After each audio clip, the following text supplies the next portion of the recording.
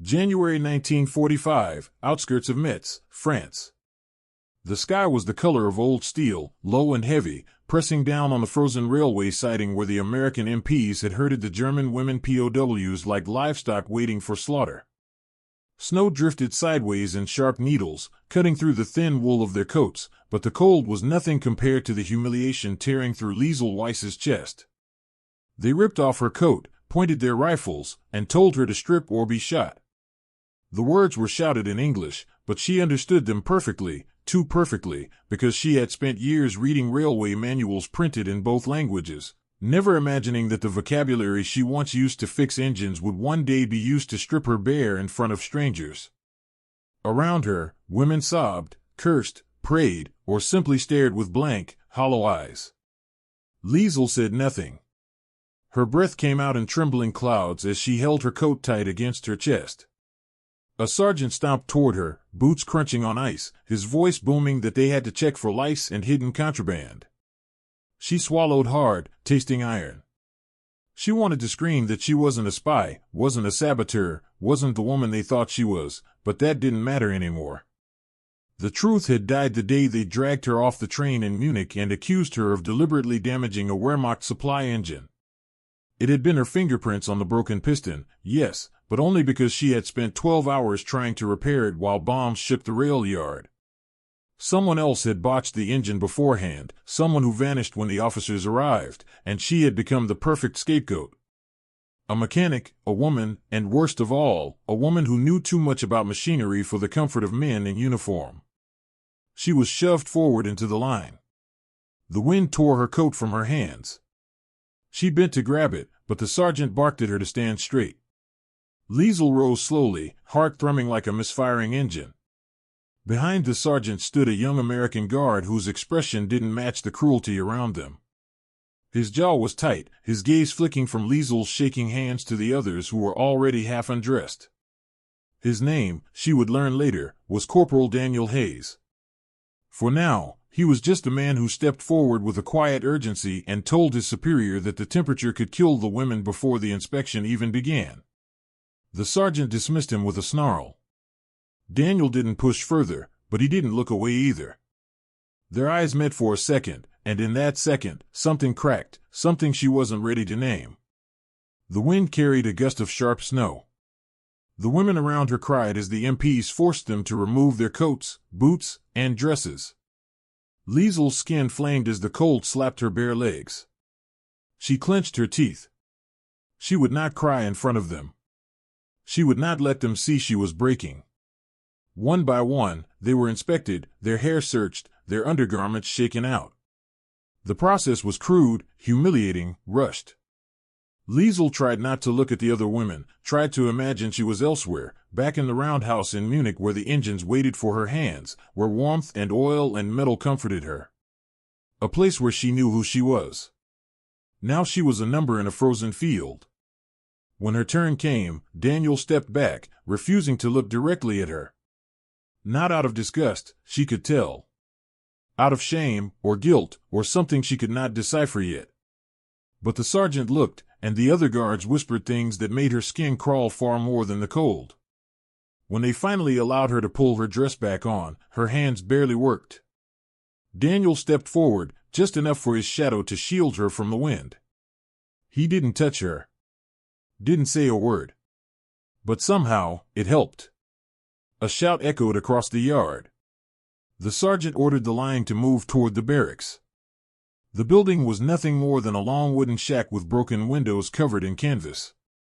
Smoke from nearby tents drifted across the yard, carrying the scent of burnt coffee and wet wool.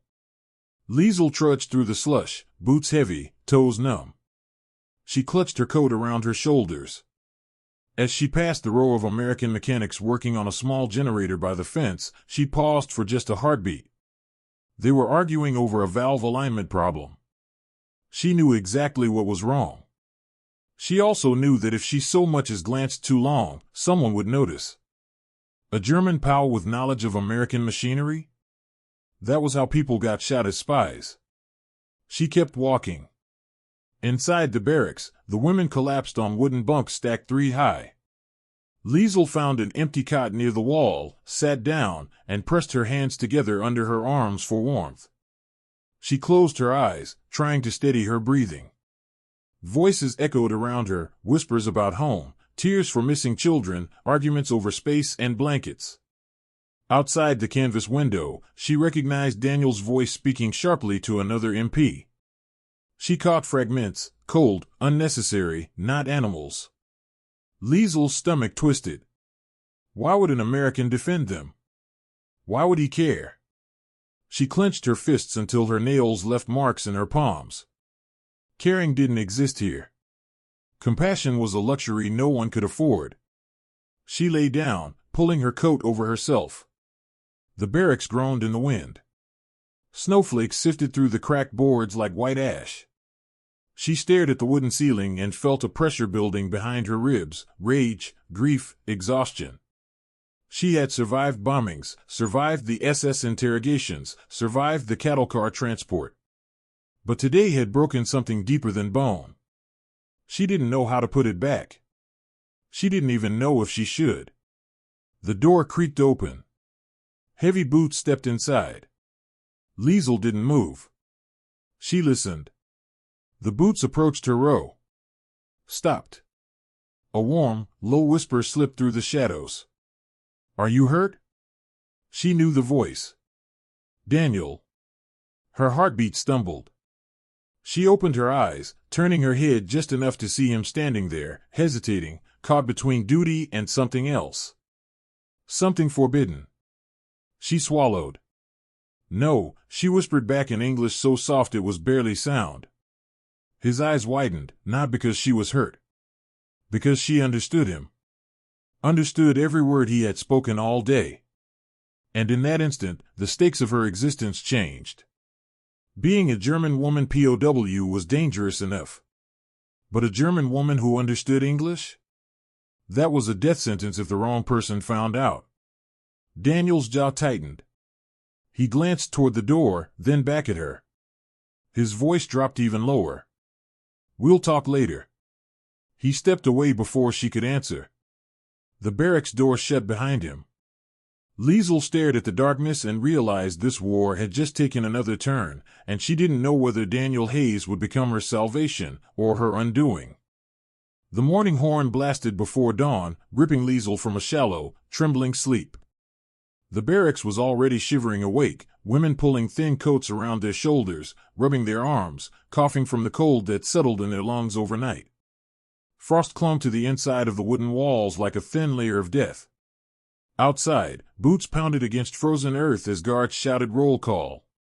Liesel's body ached from cold and humiliation, but she forced herself upright. She had survived worse nights in the roundhouse during air raids.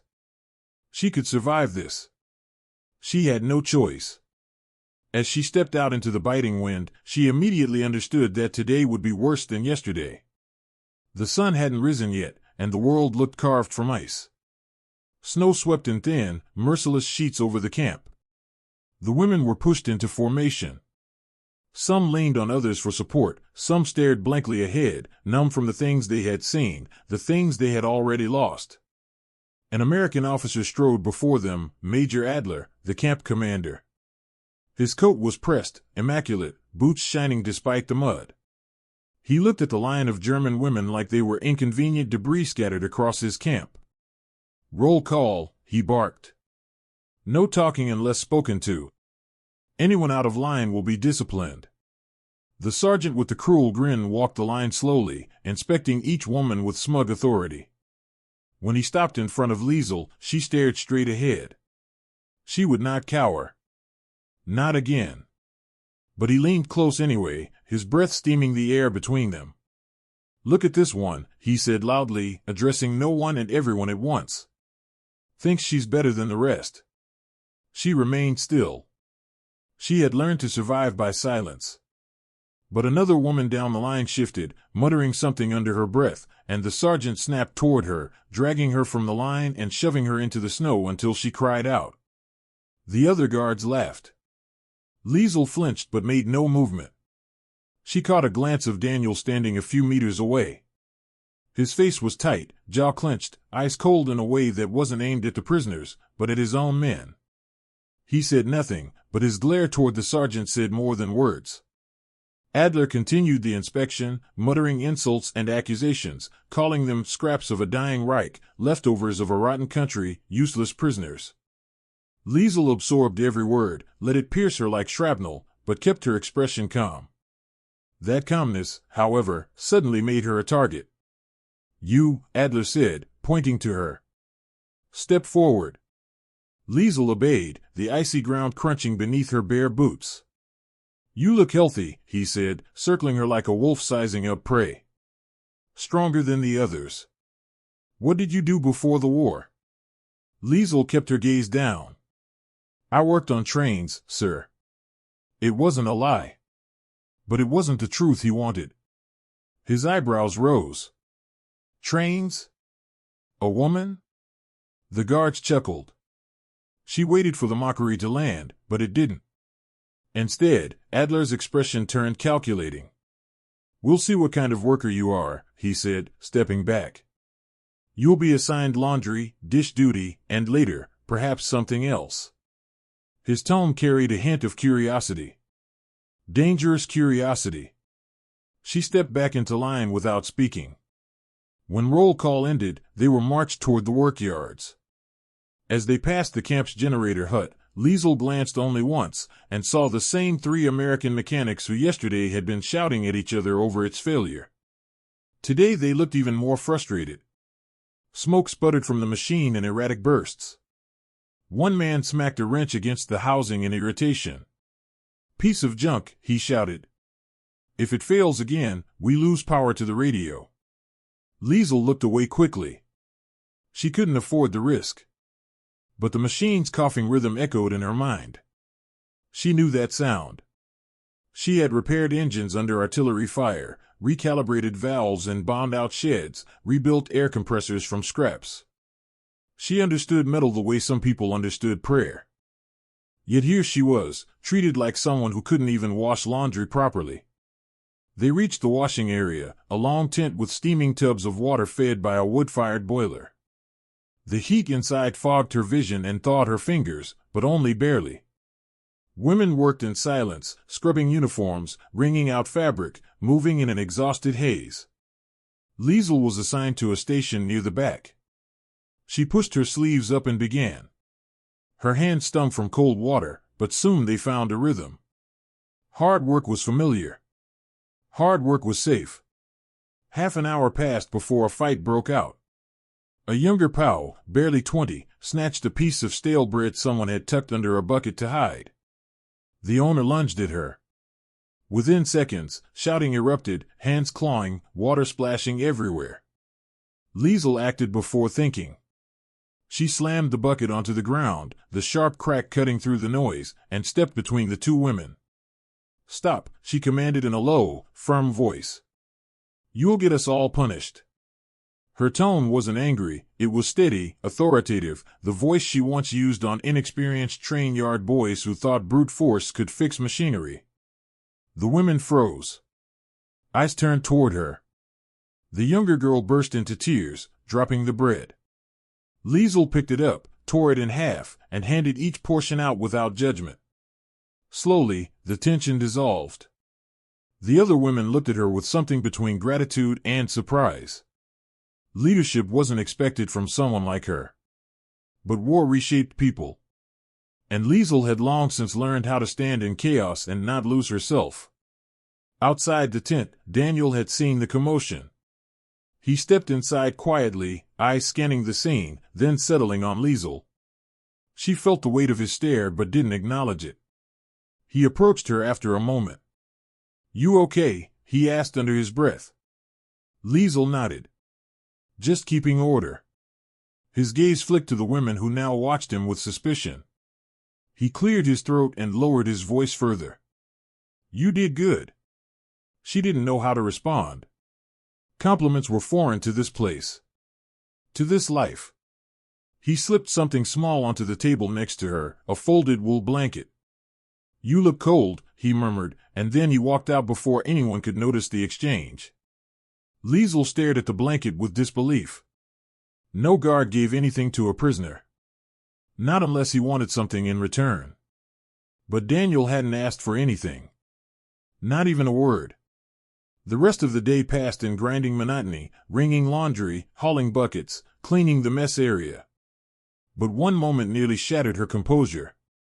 During the noon break, she passed the generator hut again. This time, the door stood open.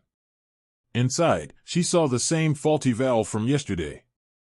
A hairline crack had grown wider. The engine sputtered like a dying animal. "We're gonna lose power by nightfall," one mechanic groaned. If the radio dies with that convoy coming in tomorrow, Liesel forced herself to keep walking. She couldn't risk it. But a sliver of charcoal lay near the snowbank where someone had used it to mark crates. She crouched, picked it up, and on the underside of a discarded crate panel, she sketched the redesigned valve alignment, a simpler configuration that used less pressure and less fuel. Her hand moved without thought, lines forming the way they used to on her workbench. Then she heard boots behind her. Panic ripped through her. She smudged the drawing with her sleeve, breaking the lines, erasing her name from the wood. She stood, slid the charcoal into the snow, and walked away fast. But Daniel had seen the corner of the crate shift. After she disappeared into the barracks for the night, he approached the crate and kneeled. He brushed the wood. Black smudges. A half-erased design. He didn't know engines well, but he knew enough to recognize intention. Someone here, some German woman, understood machinery better than most of the men in camp. Someone had tried to fix a problem no prisoner should even know about. And Daniel's mind returned to the woman who spoke flawless English in a whisper. The woman who kept her dignity when others would break. The woman who, in a camp of thousands, seemed carved from a different story. Liesel Weiss. He stared at the smeared sketch, cold air burning his lungs. There was only one question on his mind. What else was she hiding?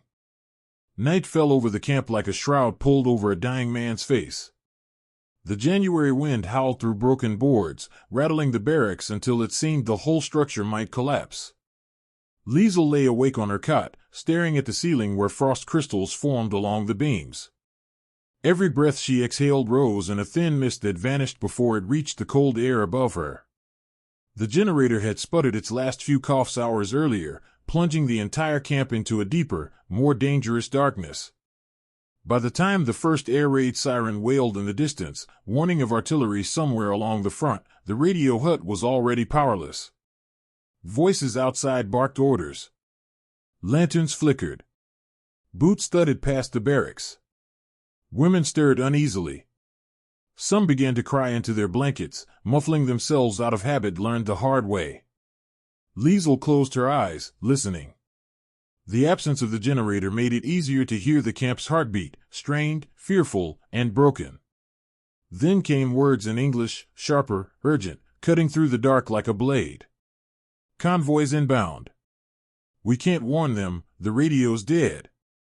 Mines all along that stretch, they'll drive straight into hell. Liesel's eyes flew open. A convoy? Mines? She pushed herself up on her elbows. The war had moved so fast these weeks that front lines blurred, positions shifted, danger came from all directions. But a convoy of wounded soldiers driving into a mine retreat path, that wasn't just tragedy, that was slaughter. She swung her feet to the cold floorboards just as the barracks door opened. Lantern light spilled in, blinding her for a moment.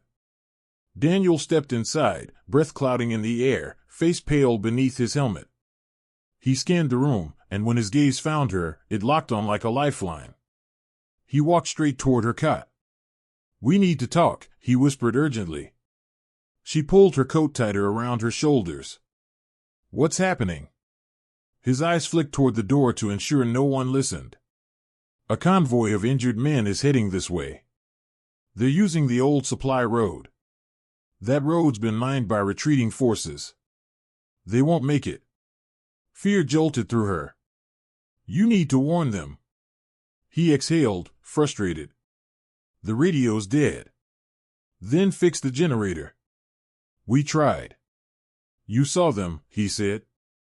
We've been at it for days. It's done. She shook her head. It's not done. It's the valve alignment. The crack's feeding pressure wrong. Daniel stared at her. The truth he'd been circling suddenly came into sharp focus. You know exactly what's wrong, don't you? She hesitated. Once she admitted anything, there was no going back. Yes, she whispered. I know. Because you were a mechanic. Because I was the best mechanic in my rail yard, she corrected, voice trembling with a mix of pride and fear. And because I know that if that convoy hits those mines, you'll be dragging pieces of men out of the trees. His throat tightened.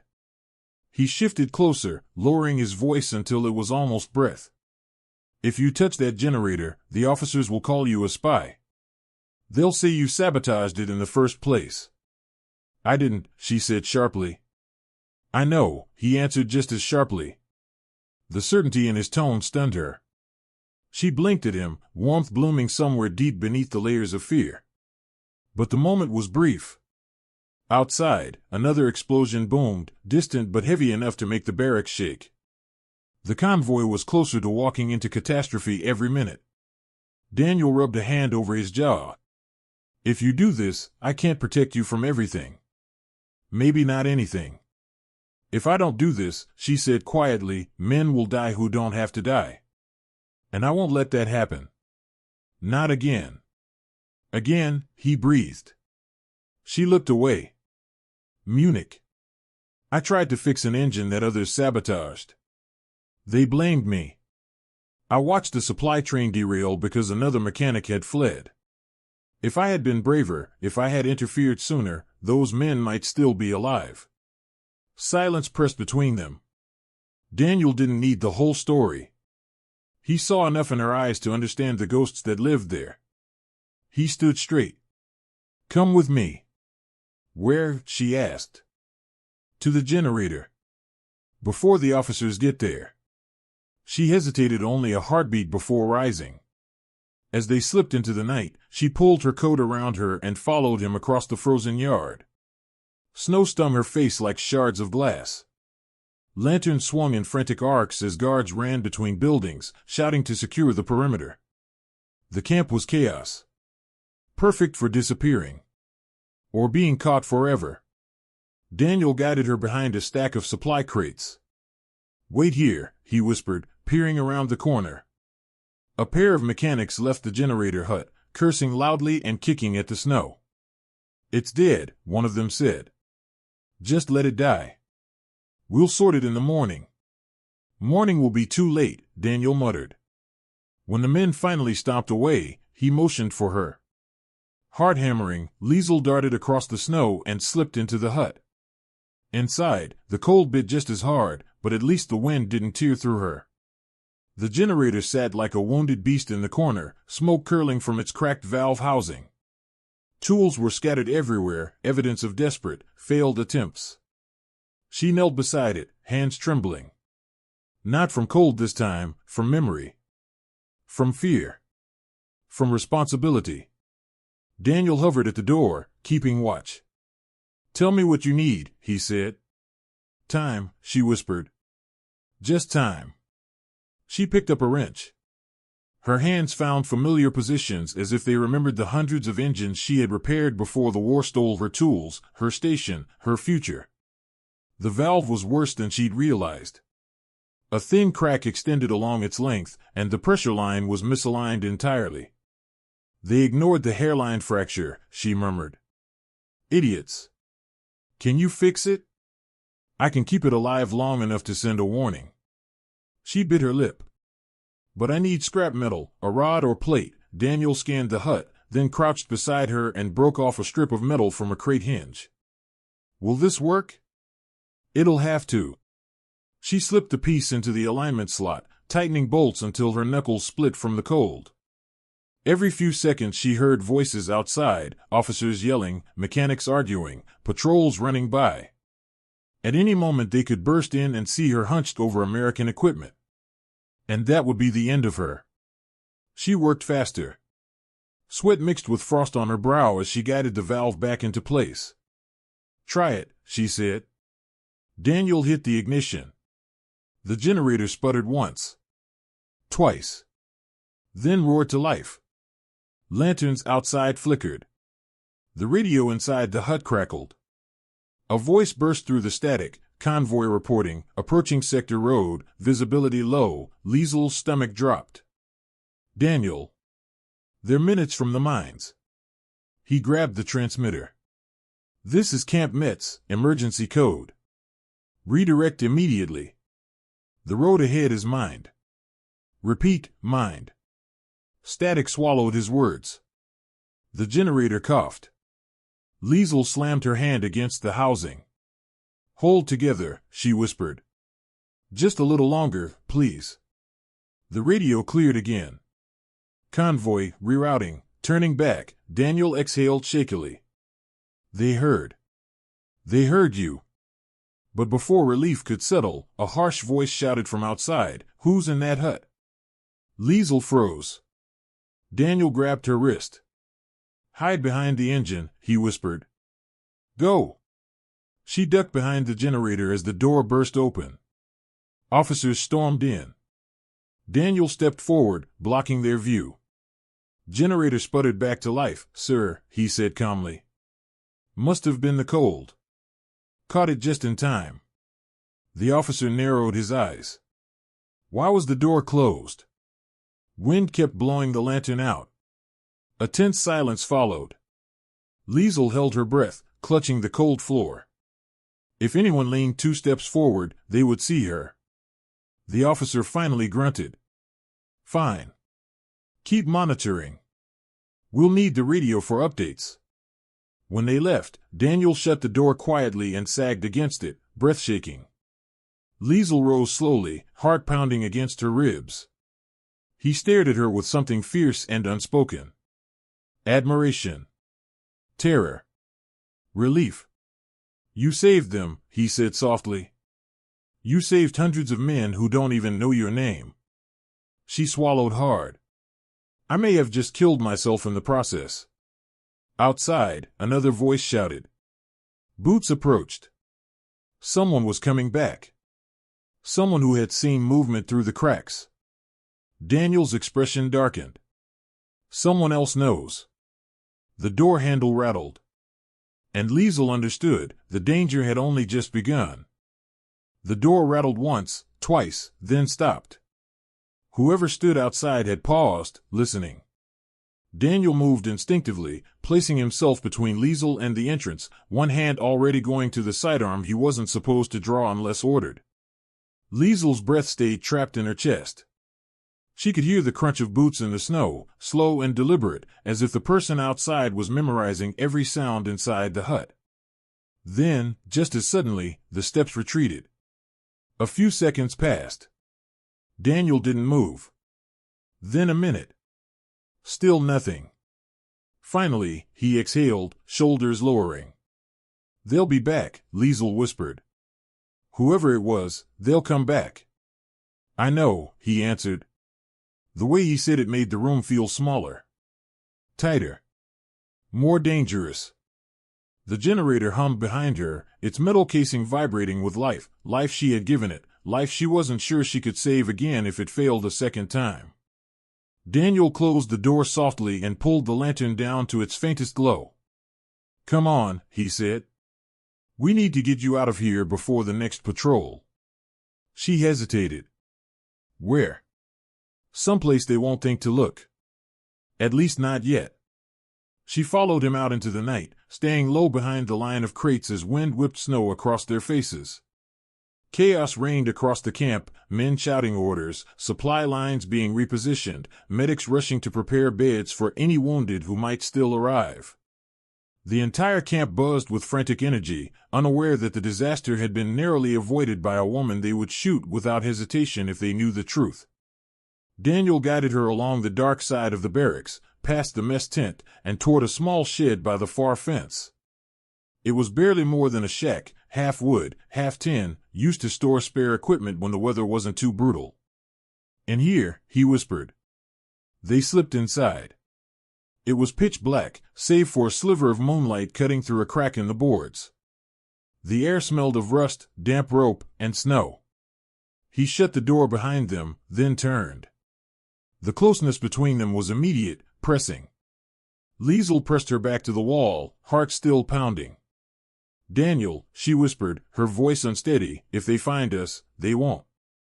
"You can't know that." "Maybe not," he admitted. "But I know this, if someone reports seeing movement in the generator hut, they'll assume sabotage. And if they connect it to you," he didn't finish the sentence. He didn't need to. A few seconds of silence stretched in the cold air.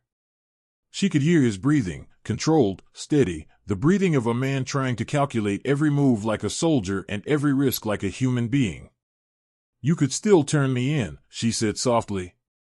"Tell them you caught me sneaking around. Save yourself." He stepped closer, his figure now only a shadow in the dim light. "I'm not turning you in." "Why?" The question fell between them like a weight. He took another step. She felt the heat of him despite the cold. "Because you didn't do anything wrong," he said quietly. "Because I know what I saw in that hut. A woman trying to save lives. Not someone trying to take them."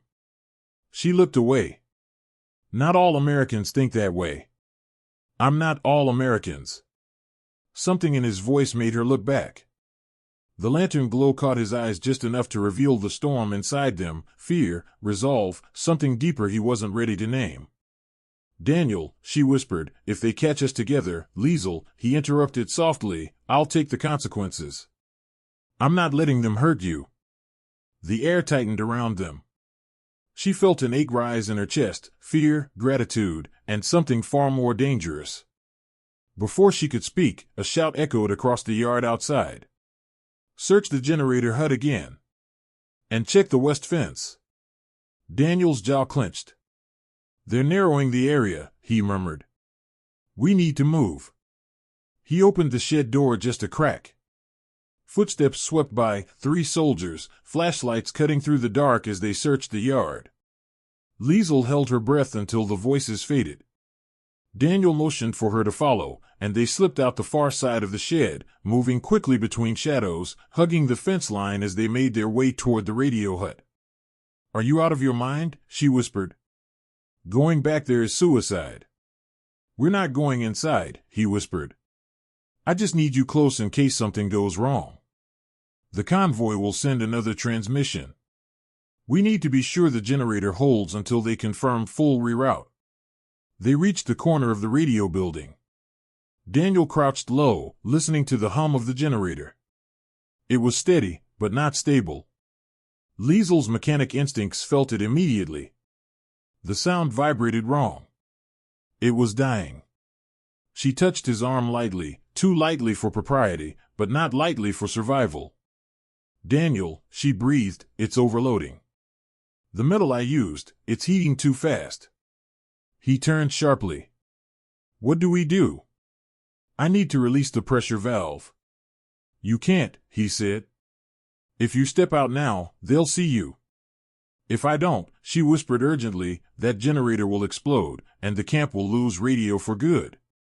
And the officers will assume sabotage anyway." The decision hummed between them like a suspended knife. Finally Daniel nodded once, sharp, decisive. "I'll draw the patrol." "What?" "I'll get them away from the hut." "You fix it." "Daniel, trust me." He didn't give her time to argue. He sprinted into the open, stomping through the snow loudly enough for patrols to notice. Within seconds, flashlights swung his direction. "Private. What the hell are you doing out here?" "Generator's acting up again." Daniel shouted back. "Sergeant wants a second inspection." The officers swarmed him, shouting orders. No one looked toward the dark side of the hut. Liesel saw her opening. She ran. Swiftly, silently, she darted to the back of the hut, slipping behind the oil drum and crawling beneath the raised platform. The generator's heat radiated against her face as she reached for the pressure valve. Her fingers brushed the metal, scalding hot. Too hot. She grimaced and pulled the hem of her coat over her hand before gripping it. The valve resisted. She pushed harder. A hiss of steam burst out, fogging the air around her. She coughed but didn't stop. The sound of the machine shifted, less strain, more even flow. She adjusted the metal wedge she'd installed earlier, tightening it with a twist that cut her palm. She bit back a cry. Outside, Daniel argued loudly with an officer, keeping their attention fully on him. "Sir, with all due respect, you don't get to speak with respect when you're wandering off your post, Private Hayes." Liesel forced one last adjustment. The generator steadied.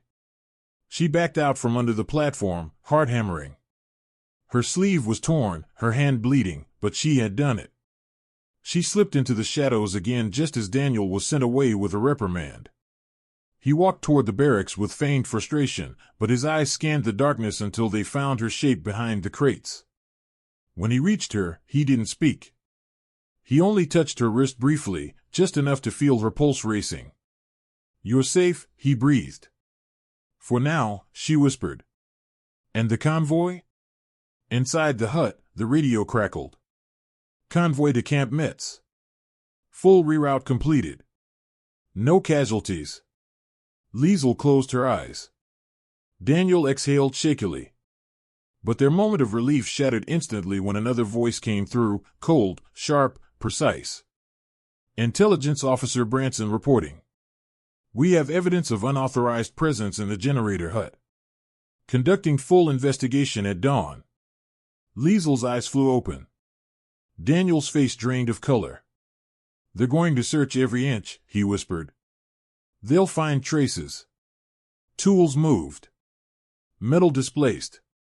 They'll find me," she said quietly. "They'll find both of us," he answered. Snow fell silently around them, each flake a fragile warning. Dawn would come soon.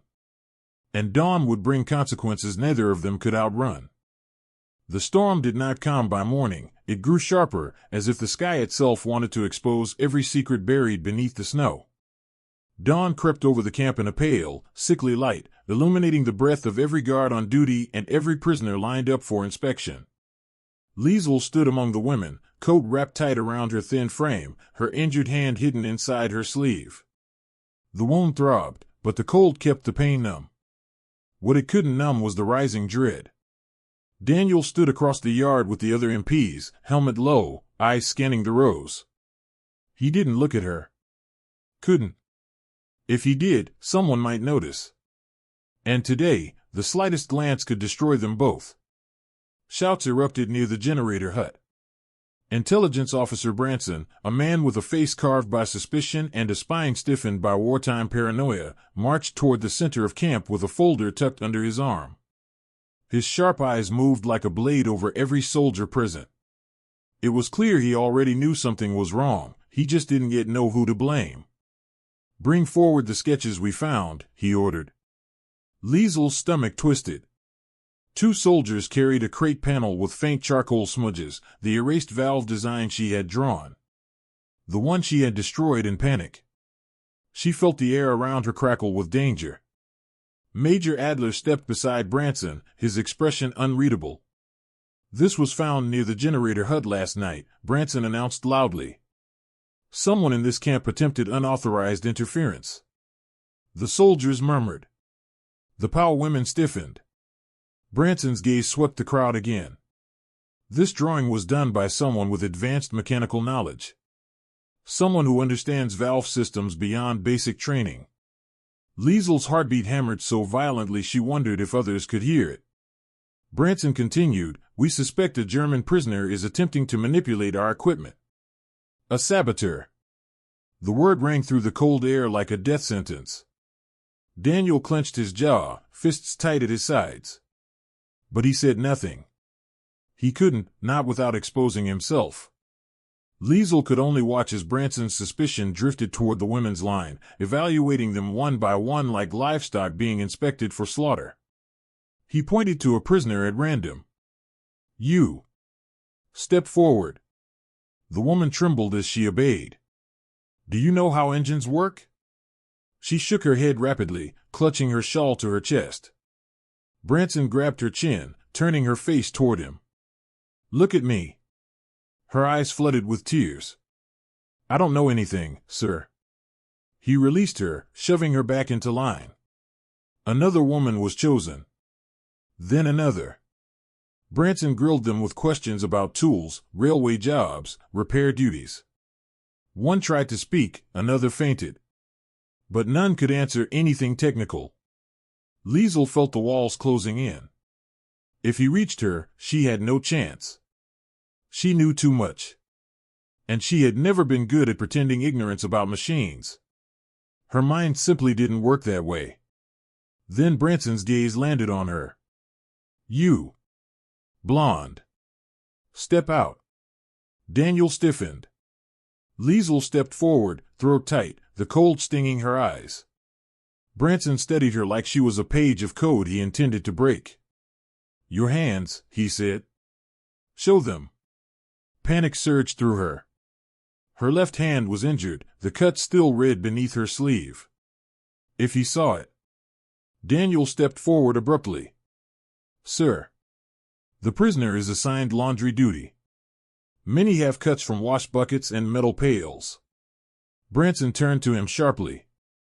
Did I request your input, Private Hayes? Daniel swallowed hard.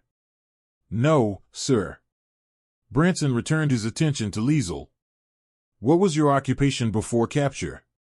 She hesitated. A heartbeat too long. That single pause nearly condemned her.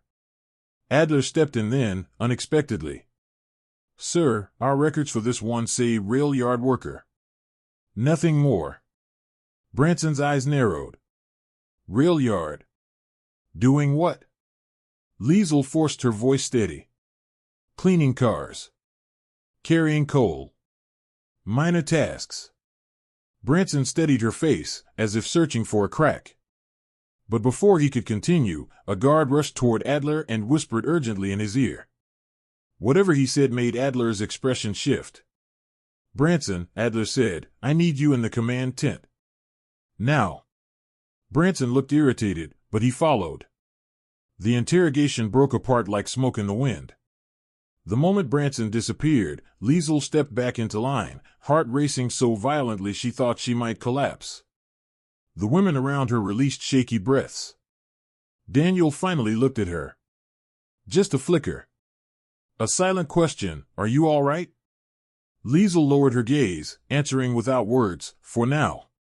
Roll call ended, and the women were marched to their work assignments.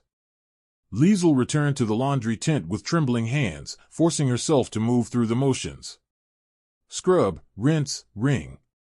Scrub, rinse, wring. The rhythmic labor kept the panic from breaking through her ribs.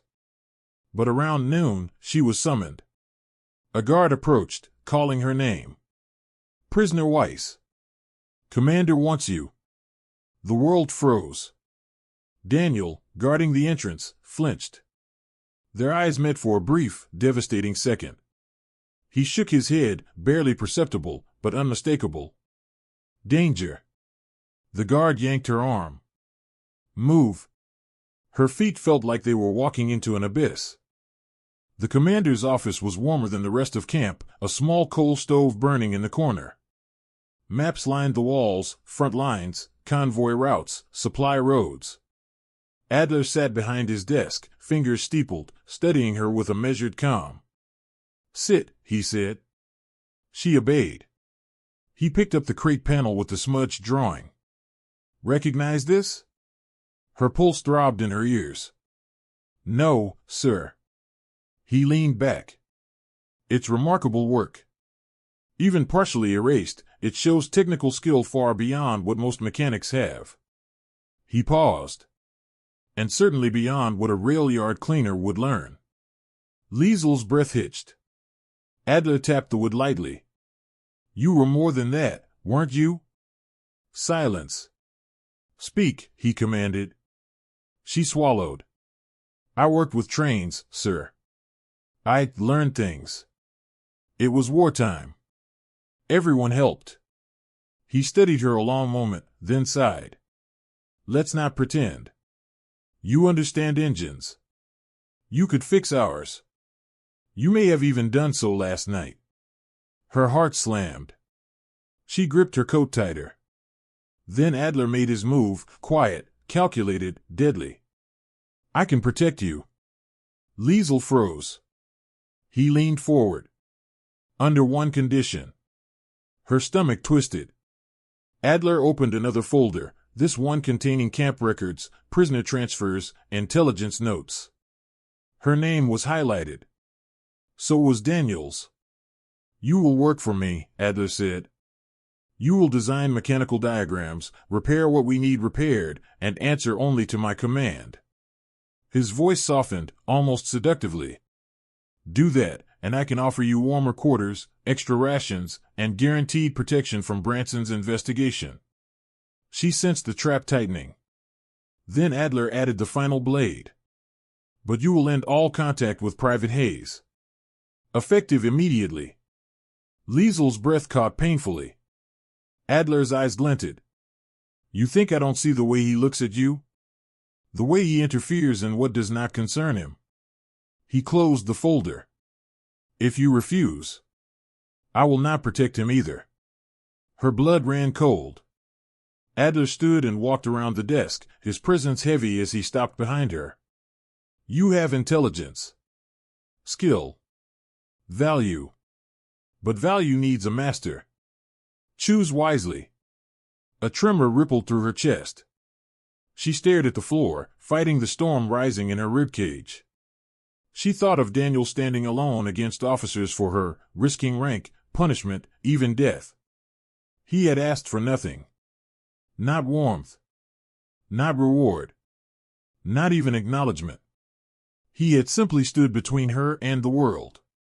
Adler rested a hand on the back of her chair. So, which will it be? Silence swallowed the room. For one long moment, Liesel felt the war pressing against her bones, demanding its pound of flesh. Then she looked up, eyes burning with a decision that would define the rest of her life. I've made my choice. Adler smiled slowly, triumphantly. But he didn't yet know. The choice wasn't his to celebrate. And when she stepped out of that office at dusk, Daniel saw her changed expression and knew instantly. Something had broken. Or something had been born. And dawn would reveal which one. Spring thaw came late to the ruins of Europe, and by the time the snows receded, the war had already decided the fate of millions, including the fate of those trapped inside the nameless camps scattered across France. Liesel Weiss survived them the same way she had survived every other cruelty of the war, quietly, stubbornly, with a fury buried so deeply that only she could feel its embers. But some embers, even buried, burned for years. Her final weeks in Camp Metz passed in a blur of hunger, interrogations, and frostbitten nights. After refusing Adler's offer, refusing to abandon Daniel, she was punished in the manner the military favored, quietly, bureaucratically, and devastatingly. She was transferred to a harsher satellite camp near Nancy, a place where women slept on straw infested with lice, where blankets were thin as paper, and where the guards didn't bother pretending they saw prisoners as human. Her transfer slip said reassignment due to overcrowding. Daniel knew better. He tried to stop it. In the hour before she was marched onto the truck, he came to the barracks door, breath trembling in the cold, helmet in hand like a man who didn't know what to do with his fear. They're sending you away, he whispered, voice breaking more than the dawn frost. I know, she answered softly. Let me talk to Adler, let me talk to someone. No, she said firmly. You'll only make it worse. He stepped closer, hands trembling. I won't let you go there alone. You have no choice, she whispered. Neither do I. Their eyes met, and in that brief moment, everything they had not said, every risk, every breath shared in darkness, every hidden look, passed between them. She wanted to touch his face, to tell him that he had been the one warm thing in a frozen world. But they were surrounded by guards, surrounded by eyes hungry for signs of weakness or rebellion. She didn't touch him. She only whispered, "Live, Daniel. Please, live." The truck door slammed behind her before she could say anything more. He watched it drive away until its wheels disappeared into the snow. He did not see her again for years. She survived the new camp by instinct, bitter resolve, and the memory of the warmth Daniel had given her, warmth not of body, but of recognition. Not love, not exactly. Something older, more primal. A reminder that tenderness still existed in a world hell-bent on crushing it. By early 1946, the war was over. The camps emptied, slowly, painfully, as Allied officials processed mountains of paperwork to determine who could return home, who had committed crimes, who needed medical care, and who simply vanished in the chaos. Liesel's name appeared in the release lists 3 weeks late due to bureaucratic error and half because someone had misspelled Weiss as Weiss. When she was finally freed, she carried nothing but Daniel's blanket, folded so many times it no longer resembled the shape it had once been. She kept it pressed to her chest as if it were a promise, one the world had no obligation to honor. She boarded a transport truck back to Germany and never looked back at France, not even once. She couldn't.